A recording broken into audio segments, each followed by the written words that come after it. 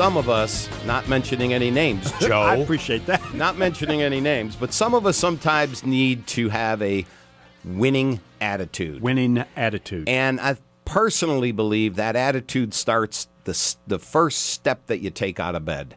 And what does it take to have a winning attitude? And in my beliefs, passion. Passion for, number one, your day ahead of you, passion for what you do as your career, as your job. Loving what you do helps you have that winning attitude. Okay, I've got a thought on this. I'd like to get your opinion on this. And if you disagree with me, then I don't want to hear it, okay? Every evening I write down on a notepad or sometimes on the phone the things that I'm going to do the next day. Now, I do that because it's a way to help me sleep, right? Because if not, I'll be up thinking about it all night long, right? But it also works towards what you're suggesting, which is this positive comfort, this feel, right? This passion. As soon as I get up in the morning, I know what I'm going to do, right? I know the first 2 phone calls I'm going to make. I know the 2 or 3 emails that I'm going to send out. Sure. And that really does send me in what I believe to be sort of a positive action mode first thing in the morning. You okay with that, or are we going to argue about that? No, I'm not arguing right now on that topic because I think it's very true. Number one, what you're stating is you're being prepared for your day. And when you're prepared for anything that you do in life, it makes it much, much easier to do it and to keep a good attitude about it, Joe. Okay. And awareness, the awareness of a positive mental attitude, PMA. It is so important to take awareness and take ownership in you having a positive mental attitude. There's several ways of doing it, and being engaged, like you're talking about, in what you do. Being engaged in what you do is so important. Having a direction is so important.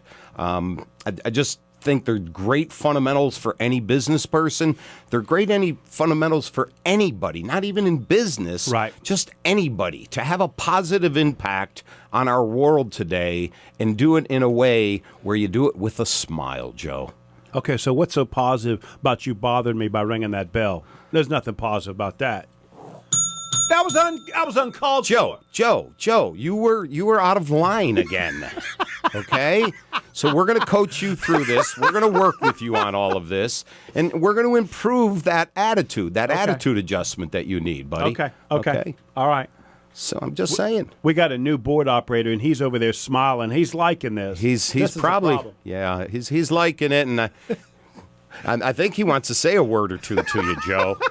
You know, I think No, he's not allowed to talk. Come on, give the guy. You know what he's going to say, don't you? I gotta teach this new operator who is in charge. Oh, Joe, I think I should ring him again, shouldn't I? We're all in charge, Joe. Remember, it's your team that makes you, buddy. It's your team. Oh, okay. Are you done with your article? Because I felt like the article was about chapping on me. If you give me a little more time, I'll be glad to continue on with it, Joe. There's a lot of topics with this. Yeah, let's do a few. Okay, so another thing about having and creating a good attitude is to pay things forward. When you pay it forward, it makes, even though you're doing something good for somebody else, you get the reward. So remember, paying it forward is something that I believe is so important in our world today.